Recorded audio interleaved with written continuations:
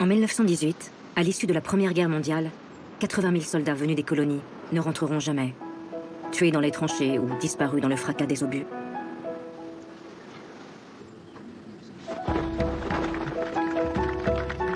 Des monuments sont érigés à la gloire de ces soldats de l'Empire, de Hanoï en Indochine jusqu'à Casablanca au Maroc, où un cavalier français et un spahi d'Afrique du Nord deviennent des frères d'armes. Et aux survivants, la patrie reconnaissante. Alors l'état-major multiplie les remises de décorations à ses soldats émérites. Ceux que l'on moquait comme des sauvages ont payé par leur sang le prix du respect, à défaut de celui de l'égalité. Même Félix Mayol, la star d'avant-guerre, ne se moque plus de la cabane bambou. Parmi les Sénégalais qu'on fit venir pour la revue, jour du 14 juillet se trouvait la chose inconnue. Un grand gaillard à la peau noire, fondant comme l'ivoire. Je vais vous conter son histoire dans cette chanson. Il raconte désormais l'histoire d'un tirailleur à la peau noire comme l'ébène, qui séduit par sa beauté. En se promenant un matin au coin de la rue du 4 septembre, il connut un petit trottin aux cheveux dorés comme l'ambre. Ils s'aimèrent toute une semaine, mais sur le compte pas de veine, reparti pour la terre africaine, ce fut déchirant. Et la blonde enfant disait en pleurant, il s'appelait Boutou Badabou. Un homme de couleur, et c'est une révolution pour l'époque qui fait tourner les têtes des femmes françaises. Toutes les femmes sont folles de lui. L'estime des hommes, c'est qu'aujourd'hui, celle de Tambour, tout doivent faire jour avec le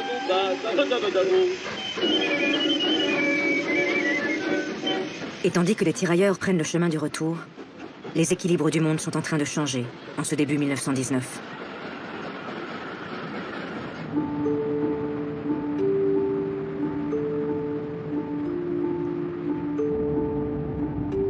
Lorsque le président américain Woodrow Wilson arrive en France pour participer aux négociations de paix, il est accueilli par une foule enthousiaste dans les rues de Paris, en l'honneur du sacrifice des soldats américains.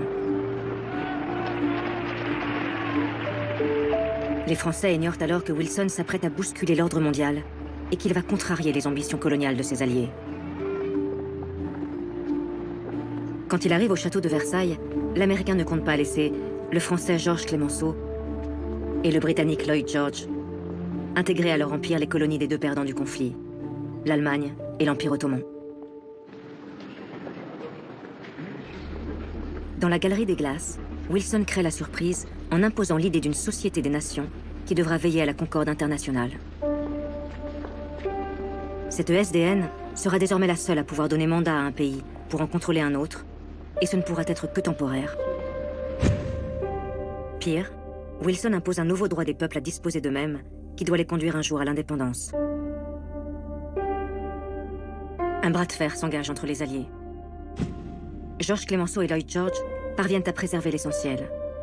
Ils obtiennent finalement que ce nouveau droit à l'autodétermination ne concernera pas les peuples déjà colonisés. Et s'ils ne peuvent s'approprier les dépouilles coloniales des perdants, ils parviennent à se les faire attribuer provisoirement par la nouvelle Société des Nations. Ce seront donc des mandats sous contrôle international que la France et la Grande-Bretagne auront sur les terres africaines allemandes.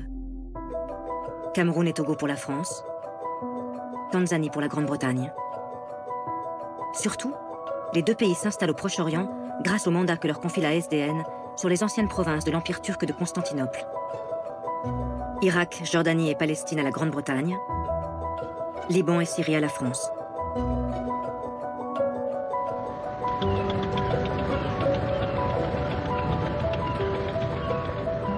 Et voici le général Gouraud, qui en 1920 débarque au Liban pour diriger le mandat français.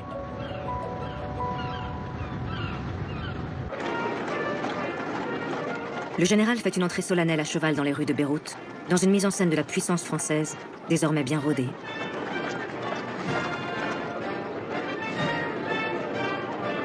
Si les Libanais applaudissent le représentant de la France, c'est notamment parce que les Maronites, la communauté chrétienne du pays, célèbrent la fin de la domination turque sur le Liban, et surtout parce qu'ils comptent sur les Français pour éviter de tomber sous une autre domination, celle des Syriens de Damas et de leur chef, l'émir Faisal.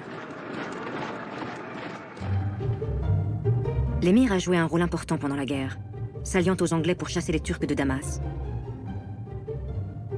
C'est sœur Laurence, connue sous le nom de Laurence d'Arabie, qui a servi d'intermédiaire avec Faisal pour lever une armée arabe contre l'Empire de Constantinople. En échange, Laurence avait promis à Faisal la création d'une grande Syrie indépendante englobant le Liban.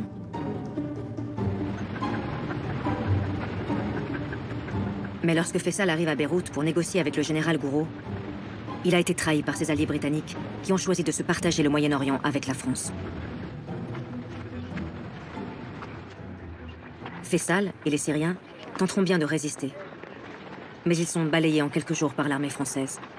Et Faisal devra s'exiler en Jordanie. La Syrie est désormais sous mandat français.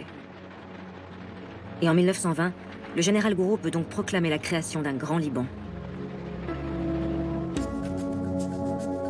À la province de Beyrouth, Gouraud ajoute la province de Tyr au sud et celle de Tripoli au nord. Surtout, il ajoute la plaine céréalière de la Bekaa vers l'intérieur de la Syrie. La France vient de créer de toutes pièces un État politiquement sûr et économiquement viable.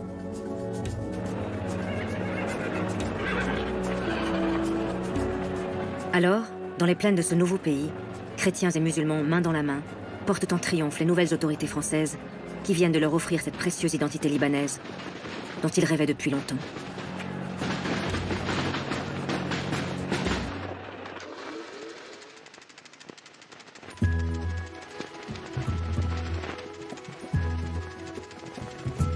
L'Empire français, le deuxième au monde après celui des Britanniques, vient d'atteindre son apogée territorial.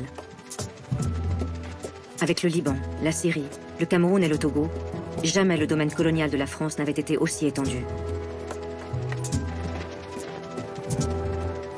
Mais comment organiser cet empire? Et surtout, comment faire cohabiter des colons avec ces populations locales qui ont dû se soumettre? Pour le comprendre, il faut quitter la métropole, en profitant des lignes maritimes régulières au départ de Marseille, devenu le grand port des colonies, d'où partent les paquebots à destination de l'Asie, d'Afrique noire, et surtout du Maghreb, de l'autre côté de la Méditerranée. Les 3 départements français d'Algérie sont en effet le meilleur exemple de cette colonisation poussée à son paroxysme.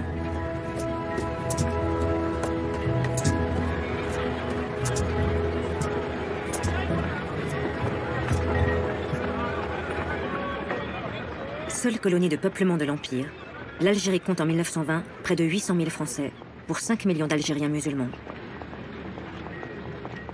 Parmi ces Français, 120 000 Juifs d'Algérie, devenus citoyens de la République depuis 1872.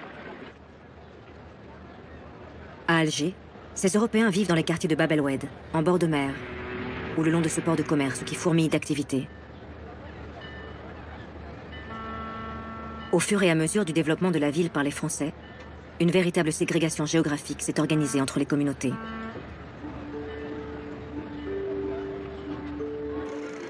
Ceux que l'on appelle à l'époque les Algériens musulmans habitent la Casbah, cet incroyable dédale de ruelles qui grimpe le long de la colline au-dessus du port.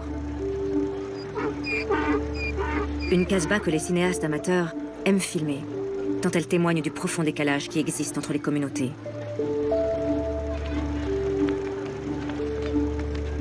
Cette séparation géographique est aussi et surtout administrative, comme dans toutes les colonies. Le statut de l'indigénat, inventé par la République à la fin du XIXe siècle, est venu graver dans le marbre l'inégalité juridique entre les Français et les sujets de l'Empire. Un statut qui dépossède les Algériens comme tous les peuples colonisés de leur liberté fondamentale. Interdiction d'aller et venir d'une commune à l'autre sans un laissez-passer. Interdiction de se réunir sans autorisation. La liste est longue de ces délits auxquels le statut de l'indigénat répond par des sanctions, elles aussi spécialement réservées aux Algériens. Amende, travail obligatoire, internement administratif, confiscation de terres. Des punitions qui ne permettent aucune défense, ni aucun recours.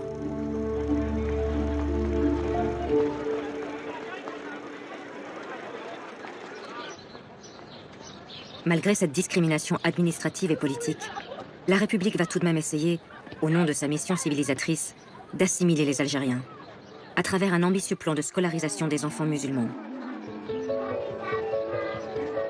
Mais cette noble ambition va se fracasser sur des obstacles insurmontables. Les premiers à refuser d'envoyer leurs enfants sont les musulmans eux-mêmes, pour qui l'école de la République, c'est surtout celle de l'occupant. Pas question de trahir sa culture et sa religion. Et pour ceux qui acceptent de jouer le jeu de l'école française, l'expérience se transforme vite en malaise diffus. Un malaise dont témoigne l'Algérien Sadek Adjerès, futur militant nationaliste, qui se souvient de l'enseignement qu'il a reçu à Tizi Ouzou. L'histoire qu'on nous enseignait se résumait ainsi. Toute la barbarie et le fanatisme de notre côté, tout l'héroïsme, toute l'humanité du côté des Français et de leur système. Nous éprouvions un mélange de honte et d'irritation, de désarroi et de colère.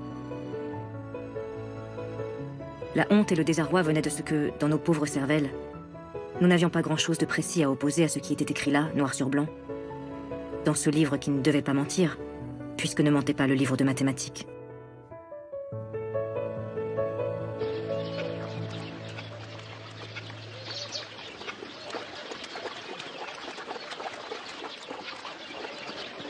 Si les Algériens ne veulent pas de l'école française, c'est surtout le refus des colons qui va condamner l'ambition scolaire de Paris. Les colons s'opposent à la construction d'écoles dans leur village, de peur que l'éducation des Algériens ne signifie se mettre demain un revolver sur la tempe.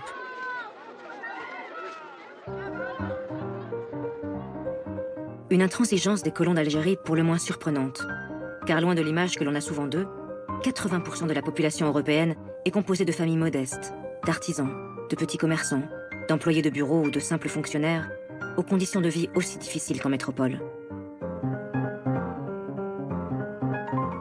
Ici, en Algérie, quand on a une situation modeste, on vote plutôt à gauche, à l'image de ce qui se passe partout ailleurs en France.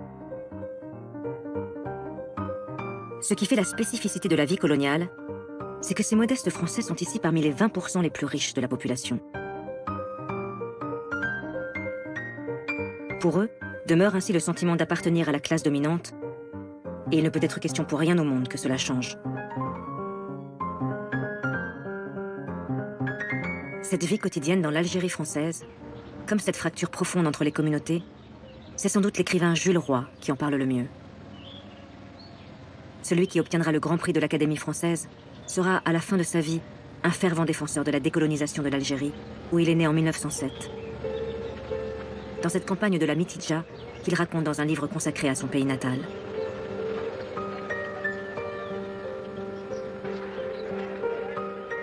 Mon origine profonde s'enracine à Sidi Moussa, un petit village de colonisation construit sur un carrefour de route, avec son église minuscule, son bistrot, son école, sa poste et ses maisons en tuiles rondes. L'été, mon oncle Jules allait de ferme en ferme battre le blé. Près des meules, sous le ciel de feu, je me laissais prendre des jours entiers à la griserie de soleil et de poussière qui régnait de l'aube au crépuscule. Et j'eus le droit de raconter l'image qu'il avait enfant de ces Algériens qu'il côtoyait au quotidien.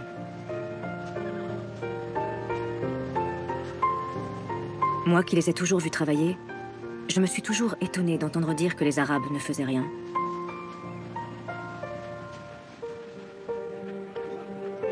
Ce que je savais, parce qu'on me le répétait, c'était qu'ils étaient d'une autre race que moi, inférieure à la mienne. Nous étions venus défricher leurs terres et leur apporter la civilisation, me disait-on, en me rappelant sans cesse, ce sont des gens qui ne vivent pas comme nous. Cette phrase jetait en réalité un voile pudique sur leur pauvreté. Ce qui était une grande et profonde misère n'était soi-disant qu'un refus de coucher dans des lits ou d'habiter des maisons bâties en dur. Je le croyais volontiers, et du coup, leur état ne pouvait m'émouvoir. Ce fut un grand étonnement pour moi, quand je m'aperçus peu à peu qu'ils étaient des hommes semblables à nous, qu'ils riaient, qu'ils pleuraient, qu'ils étaient capables de sentiments nobles comme la haine ou l'amour, la jalousie ou la gratitude. Malheureusement, mes compatriotes français d'Algérie, qui ne sont pas méchants, n'ont toujours pas fait la même découverte que moi.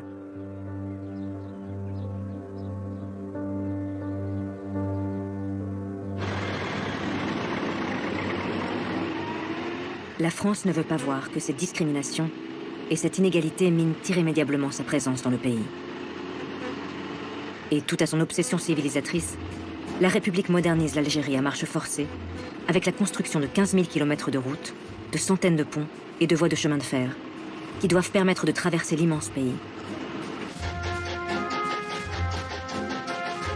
La France est notamment fière de la ligne du Sud qui part de Laguat.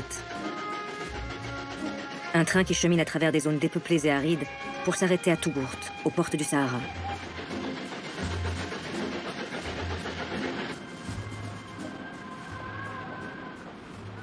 Un désert du Sahara qui reste comme une frontière infranchissable au milieu des possessions françaises en Afrique. Car de l'autre côté de l'immensité brûlante se trouve le Soudan français, en Afrique occidentale. Mais grâce à la concurrence acharnée que se livrent deux grands industriels de l'automobile, il va bientôt être possible de réussir, autrement qu'à dos de dromadaire, cette périlleuse traversée saharienne. C'est André Citroën qui le premier va s'attaquer à l'incroyable défi. Quelle meilleure publicité pour la marque qu'il a créée que de mettre au point le premier véhicule tout-terrain et de le lancer à l'assaut du désert algérien. Citroën expérimente son étrange machine à chenilles dans une friche qui borde son usine. Et en décembre 1922, à Tougourt en Algérie, l'expédition transsaharienne Citroën s'élance. Destination Tombouctou et le fleuve Niger.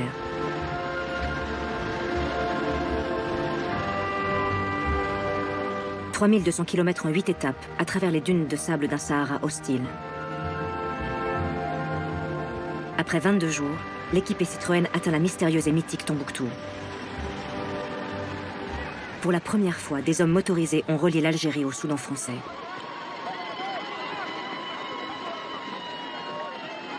Mais le succès de Citroën sera de courte durée, car Louis Renault ne compte pas se laisser dépasser. Il met donc au point un véhicule de 10 chevaux à 6 roues qui part à l'assaut du Sahara en 1924 au départ de Colomb-Béchar. Plus solide, plus rapide, les 10 chevaux de Renault atteignent Gao au Soudan en quelques jours à peine.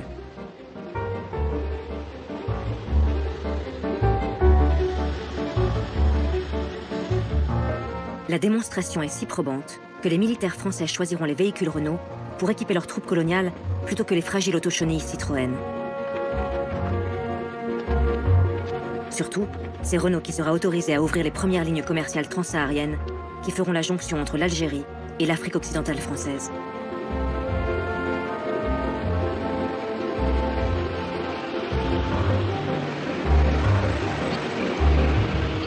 Mais pendant que les explorateurs Renault paradent dans les rues d'Alger, André Citroën est déjà en train de préparer sa revanche.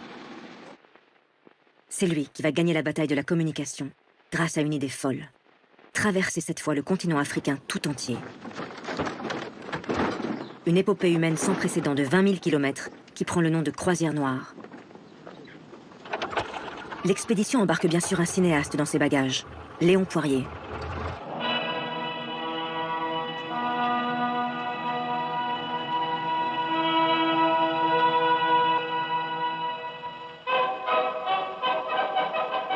Poirier et Citroën veulent un film à la gloire de la grande œuvre française en Afrique. Les explorateurs et leurs engins s'élancent au son d'une fanfare militaire qui joue la casquette du père Bugeaud, du nom du conquérant de l'Algérie. Et les 8 voitures s'éloignèrent par la piste du sud vers la grande aventure. Mali, Niger, Tchad, l'Afrique occidentale française, puis l'Oubangui, en Afrique équatoriale. Les spectateurs sont fascinés par l'expédition scientifique et ethnologique à la découverte des peuples africains les plus éloignés. C'est un peu plus loin, au cours d'une reconnaissance au cœur même de la forêt vierge, que la mission découvrit l'état le plus primitif de la vie humaine. Cet étrange petit binôme était un mamouti ou pygmée, être humain dont la taille ne dépasse pas 1,30 m. Une expédition qui se termine dans l'océan Indien, sur l'île française de Madagascar, où l'ensemble de la petite communauté européenne de la colonie est rassemblée pour fêter les prestigieux visiteurs.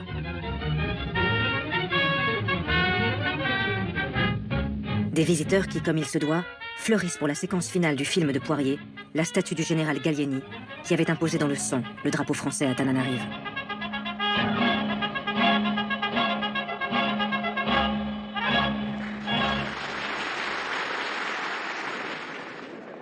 Dans les cinémas Gaumont, le succès de la Croisière noire sera phénoménal.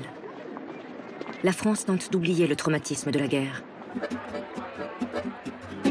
C'est le temps béni du jazz et du style art déco. Paris bascule dans les années folles.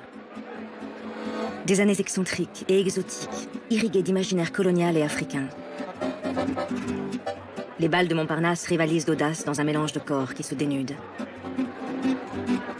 L'Afrique devient même une source d'inspiration pour les peintres, écrivains et sculpteurs de l'époque, à la recherche d'un art brut presque originel.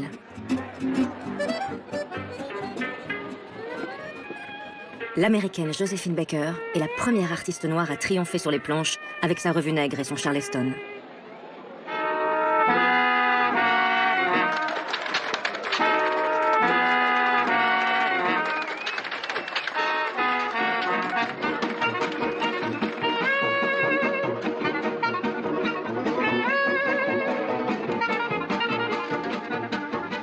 Mais pendant que Paris s'enivre à la santé de l'Empire et que l'on s'amuse sur les plages de Deauville à imiter Joséphine Baker, les autorités françaises doivent faire face à un vent de révolte.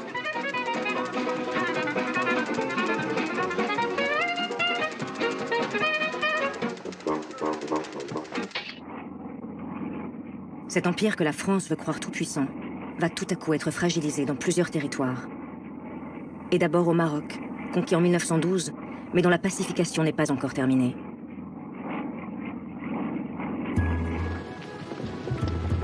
Au lendemain de la guerre, le maréchal Lyautey avait engagé une ambitieuse politique de transformation du royaume chérifien.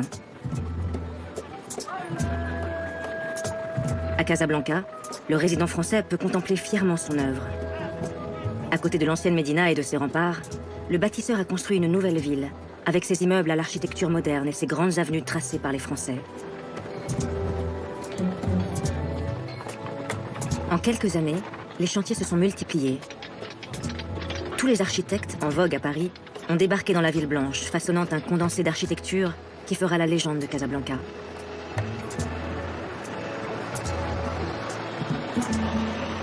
Et ce qu'il a entrepris à Casablanca, Lyautey l'a aussi réalisé à Rabat, la capitale, comme à Marrakech, la perle du Sud, ou encore en imaginant le port de Kénitra, dont il a signé en personne les plans de la nouvelle ville.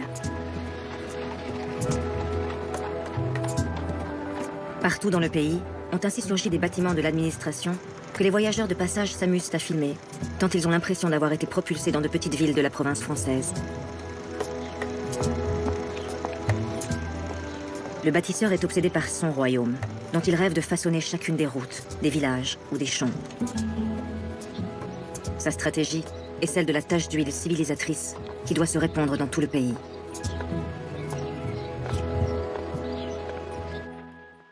Cette stratégie politique s'appuie notamment sur le sultan Moulay Youssef, qui a pris la suite de ses frères au moment du protectorat. Pour Hubert Lyautey, il faut renforcer le pouvoir politique et spirituel du sultan, car seul un sultan fort permettra de rallier les derniers chefs de tribus hostiles, au sud et à l'est de la zone occupée par les Français. Lyautey en est certain. La pacification du royaume sera définitivement acquise très bientôt. Mais le subtil équilibre, patiemment élaboré par le maréchal, va soudainement être mis en péril par une révolte dans les montagnes du Rif.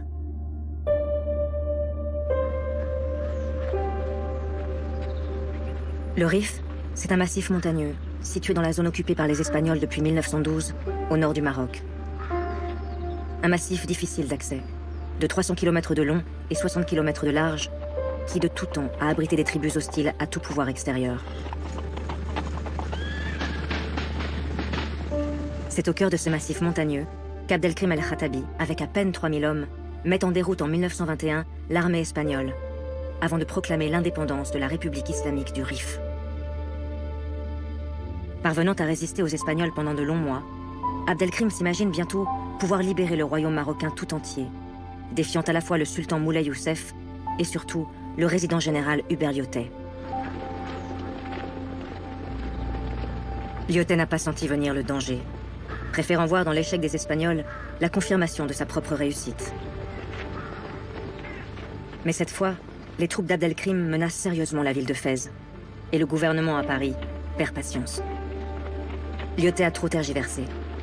Il n'est plus l'homme de la situation. C'est donc un autre maréchal, auréolé de sa victoire à Verdun, qui est dépêché sur place en urgence pour montrer à ses tribus ce qu'il en coûte de se dresser contre la France. Lorsque le maréchal Pétain atterrit à Casablanca en août 1925, le sort du Berliotais est scellé. Le résident général préfère démissionner quelques semaines plus tard afin d'éviter l'humiliation d'un renvoi.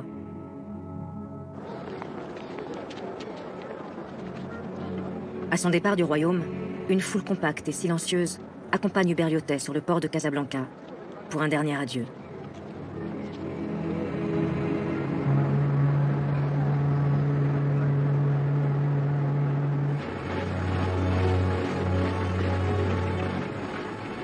Au même instant, le maréchal Pétain applique ses ordres avec zèle.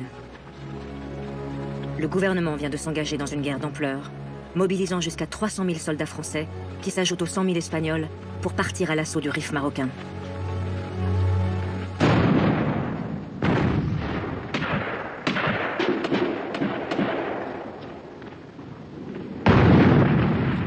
À Paris, une partie de la classe politique ne va pas accepter cette nouvelle guerre coloniale. Une guerre qui va révéler les profondes contradictions qui existent au sein de la gauche française.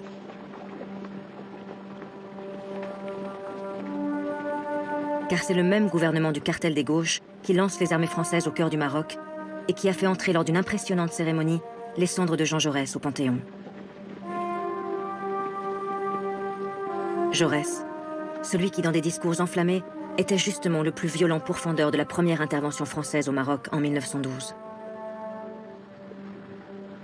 Pour les radicaux qui dirigent le gouvernement avec le soutien des socialistes de la SFIO, cet hommage national à Jaurès, assassiné en 1914, était pourtant le meilleur symbole possible du rassemblement de la gauche.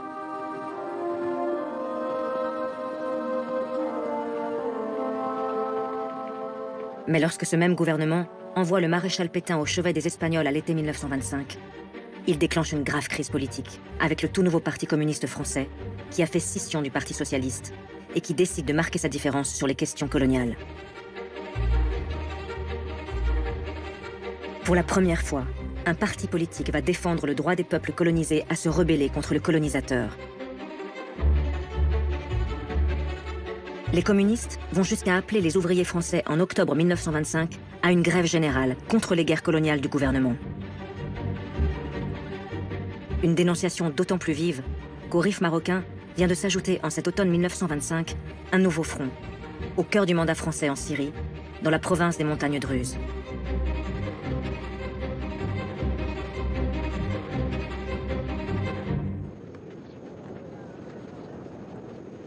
Cette fois, c'est l'incompétence des administrateurs militaires qui a déclenché l'incendie. La communauté druze, fière de ses coutumes et des spécificités de sa religion musulmane, s'est en effet enflammée lorsque le jeune capitaine Carbillet a été nommé pour occuper la maison du gouverneur qui trône au sommet d'une colline caillouteuse et désertique. Malgré sa volonté de développer la région, l'officier est autoritaire et brutal, et il n'a que faire des traditions locales. Il devient très vite la bête noire des grandes familles, comme la famille El Atrache, qui structure la vie de la communauté depuis des siècles. Une incompréhension des militaires français à laquelle les Druzes sont à nouveau confrontés lorsqu'ils tentent de se plaindre auprès du haut-commissaire français au Levant, le général Sarrail. Sarrail est un officier à l'ancienne, attaché à la laïcité, qui ne veut pas comprendre ces territoires multiconfessionnels où les religions jouent un rôle essentiel. Le général ne prendra même pas la peine de recevoir la délégation druze. Une somme de vexation qui déclenche une violente révolte. Non seulement le jeune leader druze, Sultan El Atrache, remporte plusieurs batailles contre les Français, mais bientôt la révolte se transforme en une dangereuse révolution quand plusieurs tribus se joignent au mouvement pour chasser les Français de toute la Syrie. Les rebelles atteignent bientôt Damas. Alors, le général Gamelin, envoyé sur place pour mater la révolte, choisit la politique du chaos.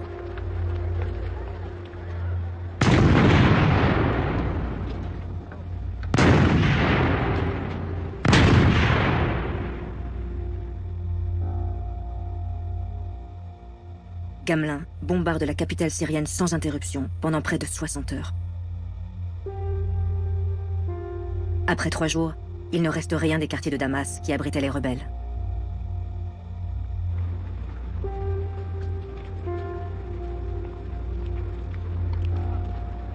Progressivement, l'armée française va reprendre ses positions à Damas, puis dans tout le pays. C'en est bientôt fini de la grande révolte syrienne qui a fait vaciller le mandat français.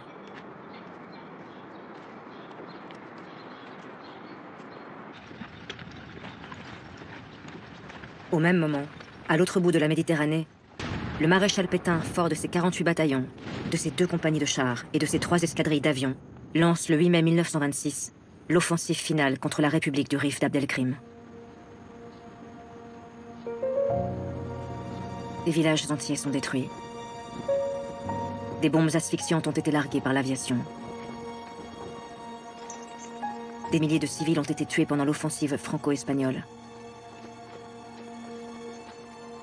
Abdelkrim el-Khattabi est obligé de se rendre aux soldats français, qui choisissent comme à chaque fois de l'exiler, à grand renfort de caméras. Le Rifin et sa famille prennent la direction de l'île française de la Réunion, à des milliers de kilomètres de leurs montagnes marocaines.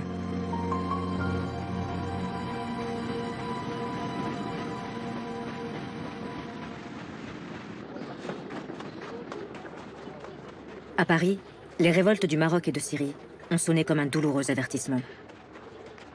Le gouvernement du cartel des gauches a conscience qu'il est impératif de réformer le système colonial. Mais pour y parvenir, il faut cesser de nommer des militaires à la tête des protectorats et des mandats français. Le gouvernement décide donc que ce seront désormais des civils qui seront désignés au Maroc, au Liban et en Syrie. Quant aux grandes colonies françaises, elles vont être confiées à des responsables politiques expérimentés, qui auront l'autorité nécessaire pour les transformer.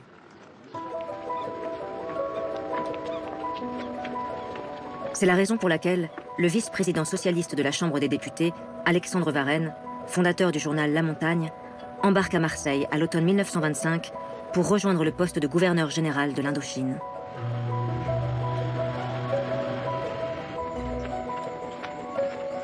Lorsqu'il arrive à Saïgon en Cochinchine, puis à Hanoï au Tonkin, Alexandre Varenne, 55 ans, découvre une Indochine multiple, qui n'est qu'une création administrative des Français rassemblant des territoires aux populations très diverses et aux cultures ancestrales.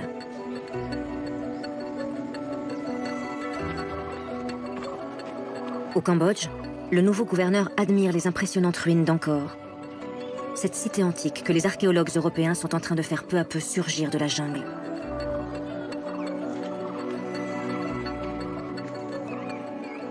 Respectueux des peuples indochinois et de leur histoire, Varenne espère mettre en œuvre une nouvelle politique, dont il résume la philosophie en quelques mots. Protéger plutôt que dominer. Pour le socialiste, c'est la seule solution si on veut éviter qu'une fièvre nationaliste ne se déclare. Car les inégalités sont en train de se creuser violemment.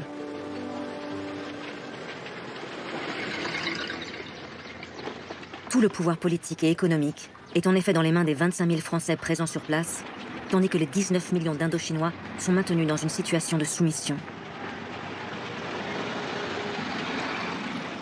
Une petite société coloniale qui compte à peine 6 000 militaires et 3 000 fonctionnaires pour administrer un vaste territoire.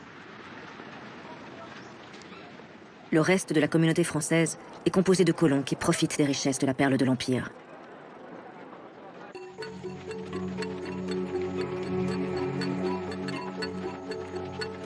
La colonisation, c'est avant tout la captation de matières premières. Les colons, ce sont ceux qui investissent et organisent cette captation. En Indochine, la pierre angulaire de ce commerce est le port de Saïgon, édifié comme toute la ville par les Français, et d'où partent par bateau les millions de tonnes de riz, de caoutchouc et de charbon qui sont expédiés vers la métropole.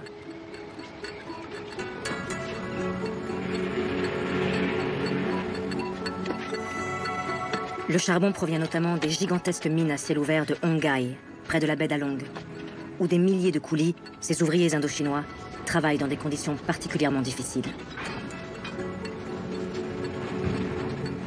Pour augmenter la rentabilité du site, les Européens ont mécanisé la récupération du minerai dans un impressionnant et incessant balai.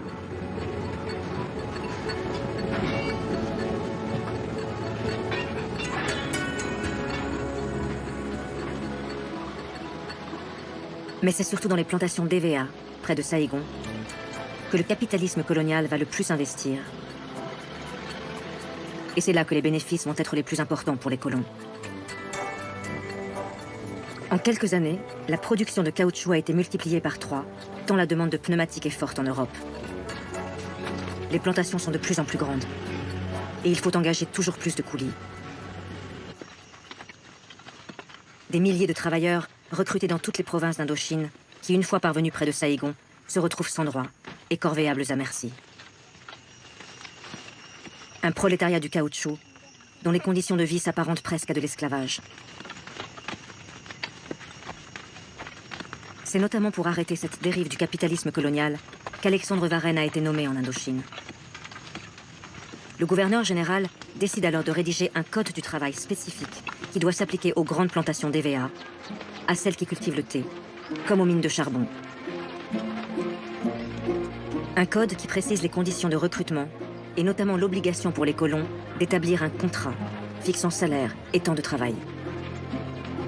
Des règles qui demeurent inférieures aux droits des travailleurs français de métropole, mais qui, en Indochine, sont déjà une petite révolution. Pour Varenne, la mission civilisatrice de la France exige aussi de former une élite locale, qui pourra un jour prendre son destin en main. Le gouverneur décrète donc que les indigènes, comme on les appelait, auront désormais accès à certaines fonctions administratives françaises, et que des écoles normales pour enseignants, comme des universités de médecine, seront créées.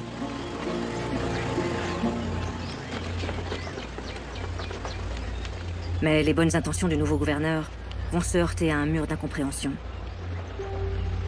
La communauté française d'Indochine, qui représente à peine un habitant de la péninsule sur 1000, ne va pas accepter les modestes réformes d'Alexandre Varenne. Les colons ne supportent pas les nouvelles règles qui protègent leurs employés. Surtout, les Français, qu'ils soient colons ou modestes fonctionnaires, refusent avec véhémence les initiatives de Varenne qui visent à donner plus d'autonomie aux Indochinois. Ce qui, dans leur esprit, ouvre la porte à l'insupportable idée d'indépendance. Des campagnes d'une très grande violence visent le gouverneur général, que l'on cherche à faire passer pour un politicien corrompu, pour un trafiquant d'opium ou pour un fou dangereux qui menace les intérêts français.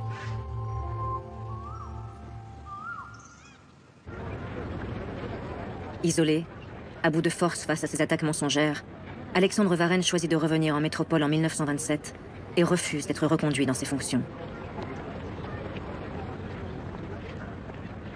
Le socialiste a certainement compris avant les autres qu'il était désormais impossible de réformer le système colonial de l'intérieur, tant le lobby des colons est puissant, que ce soit à Alger, à Hanoï, comme dans tout l'Empire français.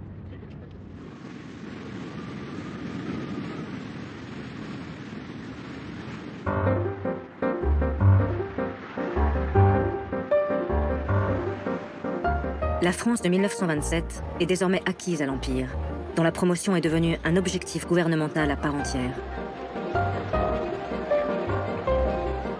Les adultes des années 20, qui enfants avaient été bercés par les conquêtes coloniales françaises, découvrent maintenant la part importante que prend l'Empire dans l'économie du pays.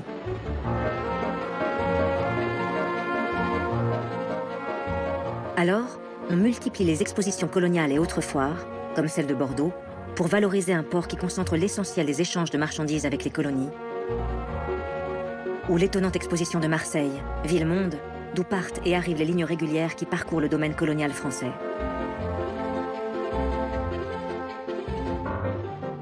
Cette glorification de l'Empire, voulue par le gouvernement, ils vont être nombreux parmi les artistes à y participer. Lorsqu'André Gide s'embarque à 57 ans pour l'Afrique noire en 1925, il veut rapporter un témoignage vibrant de la diversité de cette grande France qu'il s'agit de promouvoir. Tout au long de son périple, André Gide rédige le journal de bord d'une aventure humaine et littéraire qui va le bouleverser.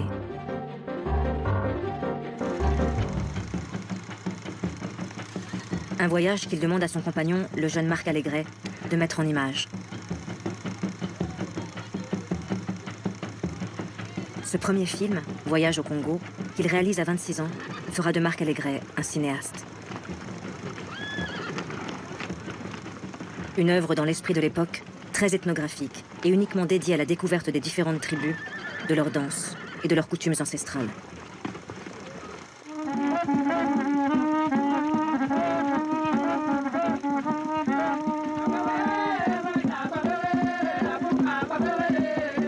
À l'image de la plupart de ses contemporains, Gide est sincèrement colonialiste et défend l'œuvre impériale de la France qu'il espère sublimer de sa plume et magnifier grâce aux images de Marc Allégret. Mais rien ne va se passer comme il l'avait prévu. Car au fil du voyage, c'est une mauvaise conscience qui va gagner progressivement André Gide, dont la traversée de l'Afrique devient bientôt une descente dans les enfers de la réalité coloniale. Ce qui a bouleversé André Gide depuis Dakar au Sénégal jusqu'au Tchad, c'est d'abord la pratique abominable du portage.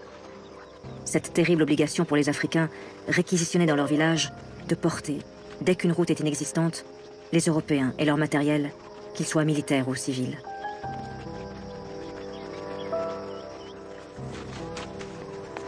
Et lorsque Gide est arrivé plus au sud, en Afrique équatoriale, il a été effaré, comme Pierre Savorgnan de Brazza 20 années plus tôt, par la généralisation du travail forcé au bénéfice de sociétés privées qui, quand elles payent ce qu'elles exploitent, ne le font qu'avec quelques grammes de sel. Pour André Gide, l'heure n'est donc plus à la glorification de l'œuvre coloniale française, mais à sa dénonciation. Quel démon m'a poussé en Afrique? J'étais tranquille. À présent, je sais et je dois parler. C'est un régime qui est en cause. Un régime abominable qui encourage et favorise les pires abus. Qui ruine un vaste pays. Qui asservit et exténue tout un peuple.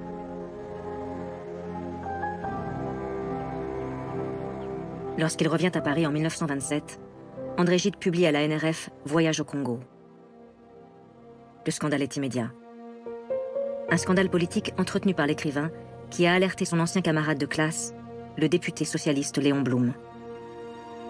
À la une du journal de la SFIO, Blum multiplie les articles au vitriol consacrés au témoignage de Gide. Léon Blum ira jusqu'à questionner les fondements mêmes de la colonisation. Rien ne sera possible tant qu'on ne se sera pas attaqué à la base de la colonisation et avant tout à l'idée d'infériorité des races qui justifie le droit que prend le blanc de réquisitionner le noir à son service.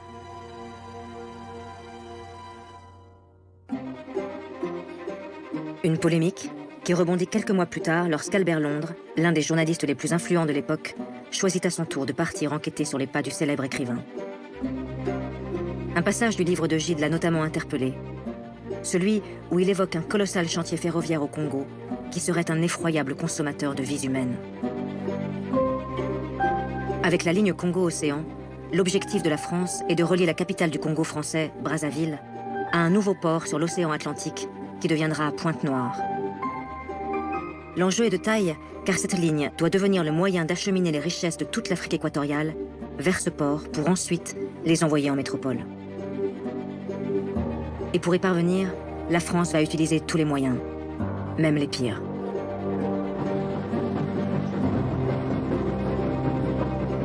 C'est la compagnie privée des Batignolles qui a obtenu la partie du tracé la plus délicate, à travers le Mayombe, un massif forestier tropical instable qu'il faut traverser sur 90 km.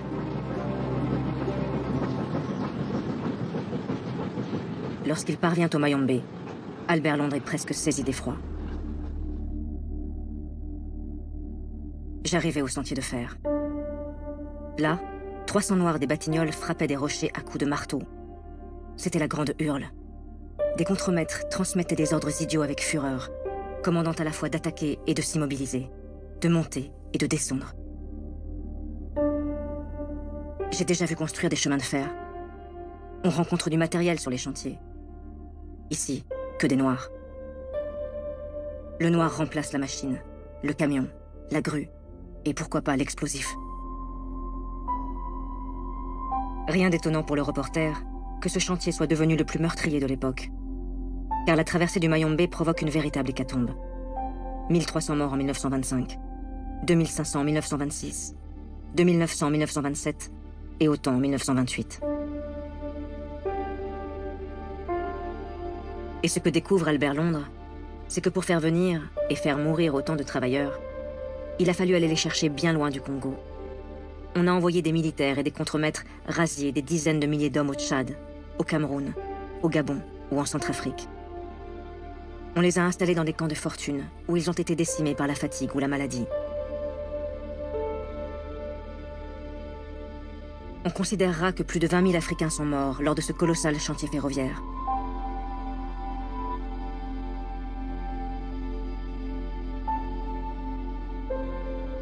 Si les articles d'Albert Londres vont faire l'effet d'une bombe, la France oubliera bien vite les milliers de morts du Mayombe, et rien ne pourra l'empêcher de célébrer son œuvre civilisatrice lorsque sera enfin ouverte la ligne de chemin de fer Congo-Océan.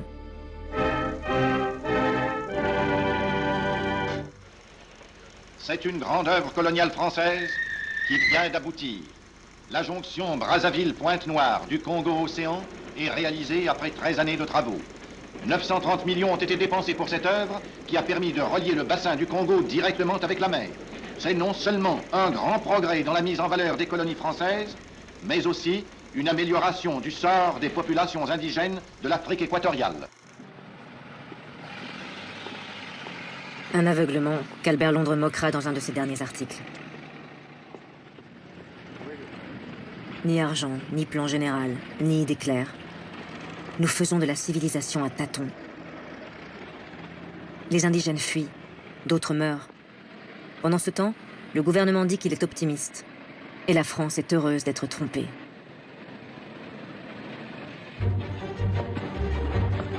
En ce début des années 30, la France veut en effet se donner l'illusion que l'Empire, c'est la gloire d'aujourd'hui et la sécurité de demain. Alors, après des années de préparation, le pays s'apprête à célébrer ses colonies. Au cœur du bois de Vincennes, un gigantesque chantier occupe des milliers d'ouvriers. C'est le maréchal Lyotet, le bâtisseur à la réputation flamboyante, qui a été chargé d'organiser cette ode à la mission civilisatrice de la France. Pour Lyotet, cette exposition est son véritable bâton de maréchal, venant couronner une vie entière consacrée à l'Empire français.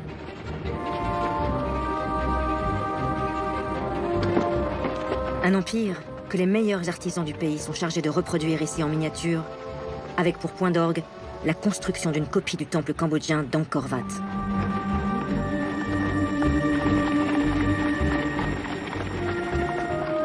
Et le 6 mai 1931, le président de la République Gaston Doumergue, accompagné du maréchal Lyotet, inaugure la plus belle et la plus grande exposition coloniale jamais imaginée.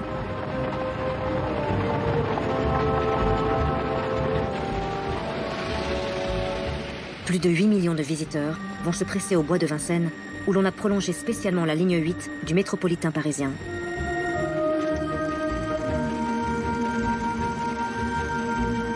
Et voilà les Français, armés parfois de petites caméras, qui découvrent époustouflés ces territoires mystérieux de l'Empire que l'on a ici reconstitués avec minutie.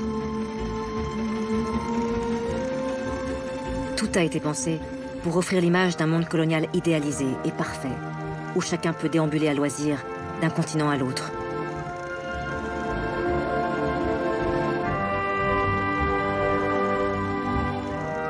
Mais ces visiteurs, qui profitent d'un spectacle à l'exotisme fascinant, ne peuvent imaginer que leur empire vient en réalité de vivre son apogée. Et que désormais, rien ne sera plus comme avant. Les millions de sujets de cet empire, d'Alger à Hanoï et de Tunis à Beyrouth, vont les uns après les autres remettre en cause la tutelle française.